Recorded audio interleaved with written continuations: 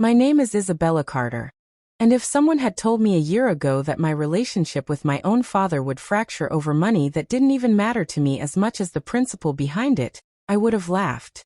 I grew up believing that fairness was simple, that love was a balance, that family, no matter how imperfect, had an invisible tether that kept us from hurting each other in ways that couldn't be undone. But life has a way of proving you wrong in the most humiliating, unexpected, and painful moments. It started 3 months before my wedding, on a day that was supposed to be beautiful. I remember the sunlight pouring into the kitchen of my childhood home, the smell of freshly brewed coffee, and the familiar hum of my mother moving around as she baked lemon muffins. I had just arrived for what my parents called a wedding planning catch-up, something they'd been insisting on weekly since my fiancé, Ethan, and I set a date. I walked in with my planner clutched against my chest, still riding a wave of excitement from the cake testing session Ethan and I had the day before. He couldn't come this time because he had a meeting at work, so I was going alone, but that didn't bother me. My father had always been reliable, reasonable, and even though he had his flaws, I trusted him. Maybe that's why the blow hurt so much. "Morning, sweetheart," my mother said cheerfully as she placed the muffins on the counter. "Your dad's in the living room. He said he needs to talk to you before we go over the guest list." "Okay," I replied, smiling back. Did he sound serious? She hesitated, just for half a second, but I caught it. "Just go see him."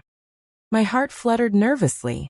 I walked into the living room and found my father standing by the window, hands tucked into his pockets, staring outside as if he was rehearsing something. He turned when he heard my footsteps. "Isabella, sit down for a minute."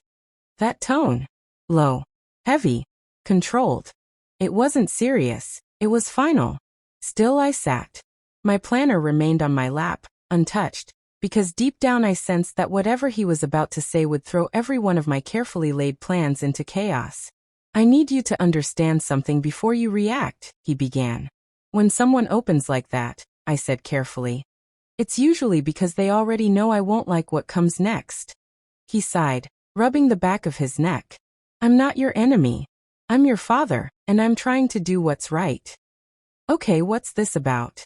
He turned fully, exhaled sharply, and dropped the bomb in 2 simple sentences. "I gave your wedding fund to your sister. She needed it." At first, I didn't understand. I blinked, waiting for him to continue, as if context or logic or a punchline would eventually follow. "What do you mean you gave it to her?" "I mean exactly what I said," he replied. "She deserves it more." The room tilted. The fund he was talking about wasn't some casual amount of money he'd tossed into a savings jar. It was a fund he and my mom had started when I was 12. I remembered the day they told me, my 13th birthday, my father's proud smile, my mother's warm hands on my shoulders. "This is for you," they'd said. "For your dream wedding, when the day comes. We want you to start your adult life feeling supported." It wasn't millions or anything, but it was enough to give me a sense of security, enough to help make the day I'd been dreaming of since childhood actually possible, enough that losing it felt like being slapped. "Dad," I breathed. "Why would you do that? Without telling me?"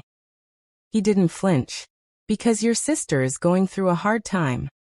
She always is. And every single time, you swoop in and fix everything for her. You've done it her entire life." He narrowed his eyes. "Don't talk like that. She's your sister." "And I love her," I shot back. "But why does loving her always require sacrificing myself?" His jaw tightened. My mother peeked into the room but froze when she sensed the storm brewing. She quietly stepped away again. "What happened this time?" I asked bitterly. What was the crisis so big that it required taking the money from my wedding? "She's getting divorced," he said bluntly. "And she's moving into a new place. She needs the money to get back on her feet." My mouth dropped open. She's been getting divorced for almost a year. She had settlements, support, opportunities. You already paid her rent for 6 months. You bought her furniture. How is she still not on her feet? "Isabella," he said sternly, "your sister has been struggling emotionally. She deserves a boost. She deserves a chance to start fresh. And I don't. It's different." "How?"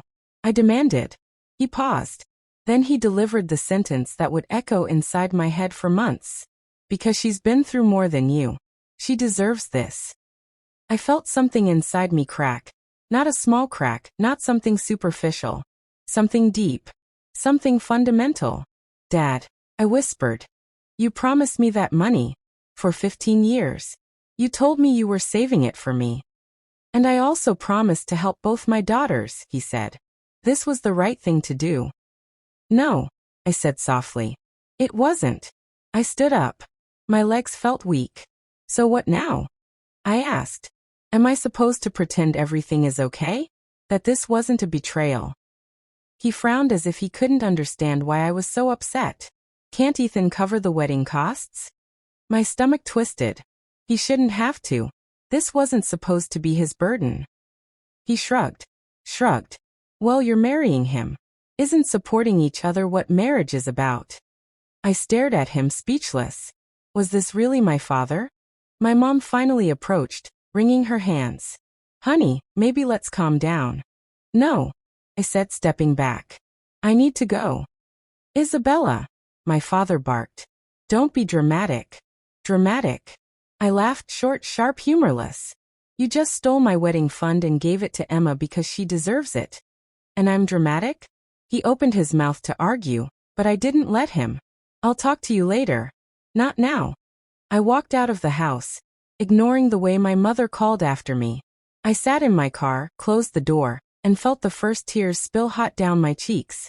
I pressed my forehead against the steering wheel, refusing to break entirely. My phone buzzed. It was Ethan. How's the meeting going? Want me to pick up dinner? My breath hitched. I typed back. Can you meet me at home? I need to talk. He called immediately. What's wrong? He asked.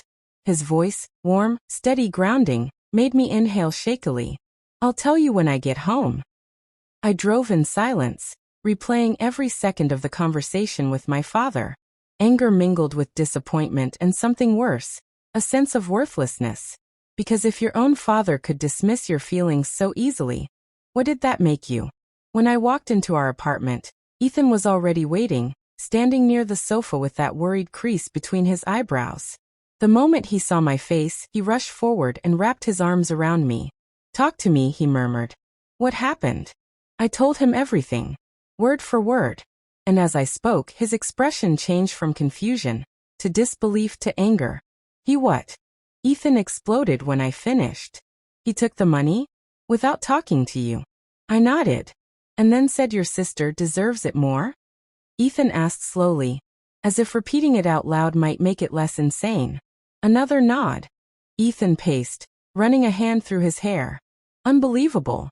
And he thinks I should just pay for the whole wedding myself? Like it's my job to fix his betrayal.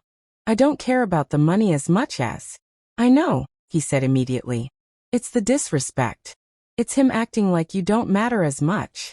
I swallowed hard. I feel stupid. Like I'm never the one who gets chosen. Ethan stopped pacing. Walked to me. Took my face gently in his hands. Isabella, he whispered. You deserve better. You deserve fairness. You deserve respect. And you deserve a father who treats you like a priority, not an afterthought. The tears came again, silent this time. He pulled me into him, letting me cry into his chest. We'll figure this out, he said firmly. Whether we downsize the wedding or pay for it ourselves or elope or whatever, we'll do it together. But I'm not letting you shoulder this alone. Those words wrapped around me like armor. But they also lit a fuse. Because deep down, I knew this wasn't something I could just move on from. Not without confronting it. Not without understanding why my father saw me as less deserving than my sister. Not without deciding how much more I was willing to tolerate. I didn't call my parents for 2 days. Not because I wanted to punish them, but because I didn't trust myself to stay calm. My father texted once simply. We should talk when you're ready. My mother texted several times. Your dad didn't mean to hurt you. Emma really needed help. He loves you, sweetheart. Don't overthink this. Overthink.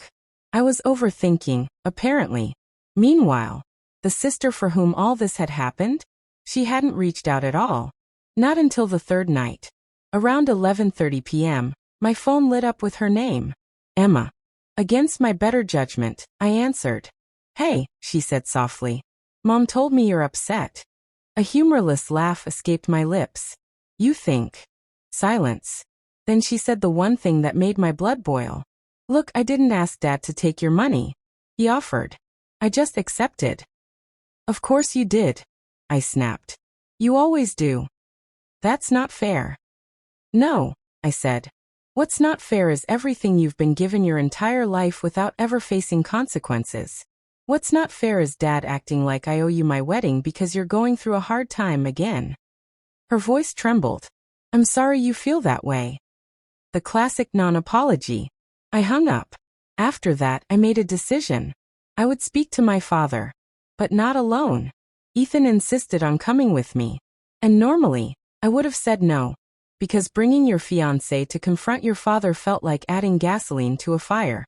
But something inside me said that if I went alone, my father would bulldoze the conversation, twist it, manipulate it, and leave me questioning whether I had any right to be hurt. So Ethan came. We drove to my parents' house the next afternoon. My mother opened the door with a strained smile. Kumain, one. My father sat in the living room again, like he'd been waiting. Isabella, he said calmly. Let's. No, Ethan said, stepping forward with a quiet intensity that startled even me. I'm speaking first. My father blinked. This doesn't concern. It concerns me, Ethan said.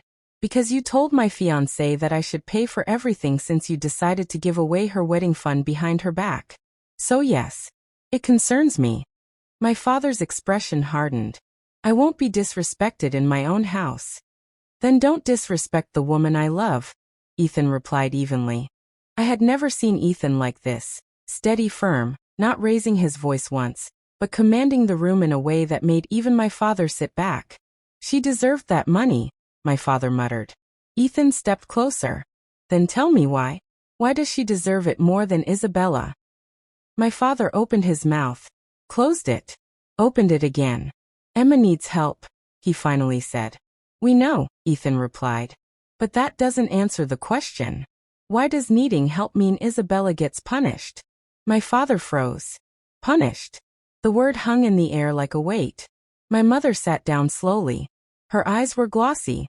I wasn't punishing her, my father said defensively. Then what were you doing? Ethan asked. My father hesitated. Then he said quietly, she's always been stronger. My breath caught.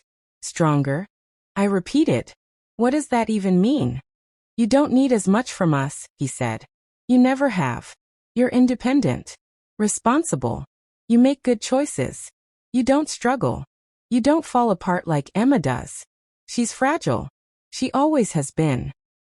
I stared at him in disbelief. So because I'm strong I don't deserve support? Not don't deserve, he said desperately. Just don't need it. I laughed bitterly. You're not helping your case, Dad. I love you, he insisted. You love the version of me who never needs anything. That's not true. It is, I said quietly. Because the moment I did need something, something you promised me, you gave it to someone else and told me she deserves it more. My father stood. But Ethan stood too. And what he said next changed everything. That ends now. My father stiffened. Excuse me. You don't get to diminish her anymore, Ethan said, voice steady. You don't get to tell her she's strong enough to lose everything she was promised. You don't get to use her resilience as an excuse to treat her like she comes second. My father opened his mouth to argue. But Ethan kept going. If you want a relationship with her, if you want to walk her down the aisle, if you want to call yourself a father, then you fix this. Not with money, not with apologies that mean nothing, but with accountability, respect, and equality. Silence filled the room. For once, my father didn't have a rebuttal. He didn't bark. He didn't defend himself. He didn't belittle the situation. He just sat down again. My mother wiped her eyes. I sat too, feeling the shift in the air. Heavy, painful, necessary. What happened next will change the course of our family forever. My father's silence hung in the room like a weight pressing down on all of us. It wasn't the angry kind of silence he used when he was preparing to win an argument. It wasn't the dismissive silence he used when he refused to engage. No, this time it was different. This time, he looked confronted, exposed, as if something finally pierced the wall he'd built around his own logic. I sat across from him, my hands clasped in my lap, my heart still racing. Ethan's presence beside me was the only thing keeping me grounded. My mother glanced between us with trembling hands, as though she didn't know whose side she should morally stand on. Even though deep down, I think she knew there was only one answer. Finally, my father spoke. "I didn't realize," he said quietly, "that it would hurt you this much." I exhaled slowly. "Dad, how could you not?" He rubbed a hand over his face. "Because I've always thought of you as the one who doesn't need help. You've always been so capable, so put together. You never needed me the way Emma did." "That's not true," I said softly. "I needed you in different ways. I needed to feel valued, supported, seen. But you equated needing help with deserving love." His shoulders slumped, and he suddenly looked older than I ever remembered him looking. "I thought I was doing the right thing." "You thought you were saving her," I said. "But you were sacrificing me without even giving me a choice." My father's eyes shifted, guilt flickering in them. Ethan spoke again, gentler this time. "No one is asking you not to help Emma. But helping one daughter shouldn't require hurting the other." My mother finally spoke through a shaky breath. "He was scared," she said quietly. "Scared that if Emma didn't get support again, she would collapse. She's emotionally fragile, and well, we've spent years terrified she'd make a mistake she couldn't come back from." I looked at her, feeling my chest tighten. "And in all that fear, did either of you ever stop to think about me? About how it feels to always be the one who gets nothing because I'm fine?" Tears filled my mother's eyes. "We failed you, honey. We really did." My father closed his eyes. That's when something shifted inside me. Not forgiveness, not yet, but something closer to clarity. I had spent years trying to be the balanced one, the strong one, the sister who didn't cause trouble. But the cost of strength is often invisibility, and I had been invisible for far too long. I took a deep breath. "Dad, I'm not asking for the money back. I'm not asking for you to undo what's done. But I need you to acknowledge it was wrong. And I need to know you won't keep choosing Emma over me." His jaw tightened again, not in anger this time, but in the way of someone trying to swallow a painful truth. "You're right," he said hoarsely. "I was wrong." Those 3 words, words I had never heard him speak before, hit harder than I expected. "I should have spoken to you," he continued. "I should have asked. I should have considered your feelings. I panicked. Emma called me crying, and I reacted. I wanted to fix her life again, because that's what I've always done.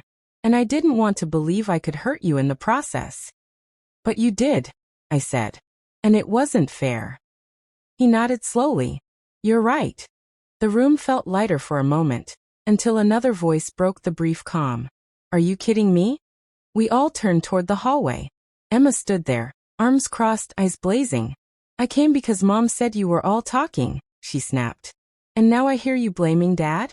For helping me." My stomach sank. Of course she would show up now.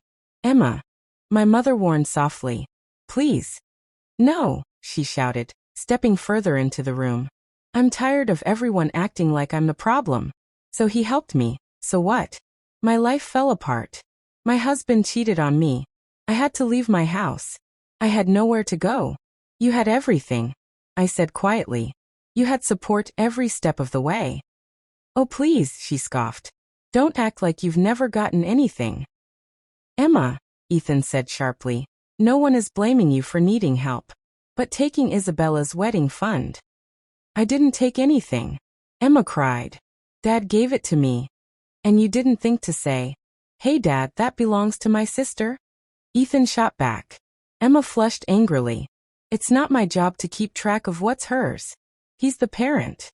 "That doesn't absolve you of basic decency," Ethan said. My father stood up quickly. "Stop. Everyone stop." But the emotions were too high, too raw. "You think I'm selfish?" Emma demanded, staring at me with tears in her eyes. "You think I wanted to need help again? You think I enjoy being the screw-up?" I stood, meeting her gaze. "I don't think you enjoy it," I think you expect it. She blinked rapidly. Expect what? For Dad to fix everything. For Mom to shield you. For me to step aside. And you've lived that way so long. You don't even realize when you're taking away something that doesn't belong to you. That's not fair, she whispered. It's the truth, Ethan said quietly. Emma looked at him sharply. Why are you even talking? This isn't your family. Yes, it is, he said calmly. Because Isabella is my family. And I won't stand by while she gets hurt. My heart tightened with a mixture of love and fear. I had never imagined Ethan and Emma arguing like this. But his words were a lifeline I didn't know I needed. Emma's face crumpled. So it's everyone against me again, she whispered. No one said that. My mother said, stepping toward her. Emma pulled away. Yes, you did. You all think I'm weak. You all think I'm helpless. You all think I'm a burden. No, I said softly. I think you've been enabled. Her eyes flashed. Same thing. I shook my head. No. One is an insult. The other is a pattern. You're not helpless, Emma. You're capable of being strong. But no one ever lets you, least of all Dad. My father's head jerked up at that. But it was true. Every time she stumbled, he swooped in to save her. And every time he saved her, she learned that falling was easier than standing. Tears streamed down Emma's cheeks. I didn't ask to be like this. I know, I said gently. But you can change it. She shook her head. Not if everyone looks at me like I'm broken. No one spoke. Finally, my father walked to her. Slowly. Hesitantly. Emma, he said, voice thick with emotion. I love you. But I haven't helped you grow up. I've protected you so much that I've kept you from becoming who you could be. Emma sniffled, looking at him like she didn't understand. I gave you that money because I thought saving you was what a good father does, he continued. But I didn't think about how I was hurting your sister in the process. You were scared, Emma said softly. Yes, he admitted. But I can't keep treating Isabella like she'll be fine no matter what. She deserves support too. She deserves to be prioritized too. Something in Emma's posture shifted, a small softening. I didn't think about it like that, she whispered, looking at me. I felt like everything in my life was collapsing. And when Dad offered the money, it felt like relief. I wasn't thinking about what it meant for you. I know, I said. But it still hurt. She nodded slowly. I'm sorry. For the first time, it sounded real. My eyes stung. Thank you. But I can't give the money back, she said quietly. It's gone. I used it for the down payment. I know, I whispered. I'm not asking for it back. My father stepped forward, looking more vulnerable than I had ever seen him. Then let me do this instead, he said. Let me make this right in another way. I looked at him cautiously. How? I'll cover the wedding, he said. I froze. No, Emma said instantly. Dad, you don't have to. I have to, he said firmly. Not because of the money. Because of the message I sent. I need to fix that. I shook my head. Dad, you don't have to pay for anything. Ethan and I already talked about. I'm not doing it for tradition, he interrupted. I'm doing it because I hurt you. And I want to show you that you matter. Equally. Tears welled in my eyes. He continued, voice trembling slightly. But only if you let me. If you don't, I'll respect that. I'll do whatever you think is fair. I turned to Ethan. He nodded, squeezing my hand. It's your choice, he whispered. I looked back at my father. You can contribute, I said softly. But you're not paying for the whole thing. Ethan and I want to contribute too. We want this to be our wedding. Relief washed over his face. Okay, he said. Okay. Anything you want.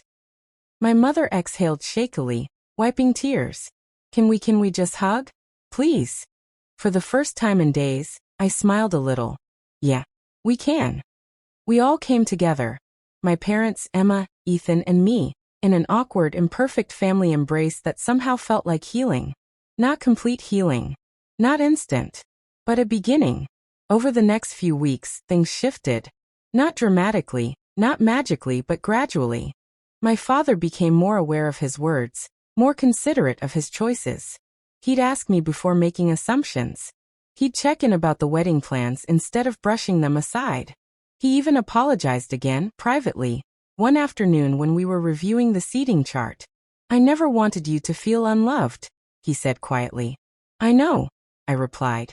"But love without fairness still hurts." He nodded. "I'm learning." And he was. Emma started therapy, something she once rejected fiercely. She called me once a week not to complain, but to update me on progress she was making. Some days she was proud, other days she was struggling. But for the first time in her life, she wasn't waiting for someone else to fix everything. She was trying. My mother became more vocal too. She held my father accountable in ways I had never seen before. She made sure our wedding planning included boundaries, equality, and mutual respect. And Ethan? He became my anchor, my defender, my partner in every sense of the word. Watching him stand up for me in that living room changed something inside me forever. It made me see the man I was marrying not just as someone I loved, but as someone who would always fight for me. And that knowledge made everything worth it. The day of the wedding arrived with a sky so blue it looked painted. My dress felt like a second skin, my hair fell exactly right. And when I stepped out of the bridal suite and saw my father waiting to walk me down the aisle, I felt a surge of emotion I wasn't prepared for. He looked at me with tears in his eyes. "You look beautiful," he whispered. "Thank you," I said softly. He took a shaky breath. "And thank you for letting me be part of this. For giving me another chance." I squeezed his hand. "Just keep choosing fairness, Dad. That's all I need." He nodded firmly. "I will." When the doors opened and I walked toward Ethan, everything else faded into background light. He was waiting at the altar, eyes locked on mine, love written all over his face. And in that moment I knew something with absolute certainty. I hadn't lost a father. I hadn't lost a family. I hadn't lost anything. I had demanded respect, and won it. I had stood my ground, and been heard. I had been loved, not for being strong but for being human. And as I reached Ethan as he took my hands and whispered, "Ready to marry me?" I knew this was the beginning of a life built not on sacrifice or silence, but on equality, mutual effort, and love that didn't require choosing one daughter over another. My name is Isabella Carter, and this is the story of how my fiancé stood up, not just for me, but for the version of me I was too afraid to defend. And because of that, I walked into my future not wounded, but whole. If you want more stories like this, full of emotion, twists, family drama, and healing, make sure to follow, like, and stay connected. Your support helps bring more powerful stories to life.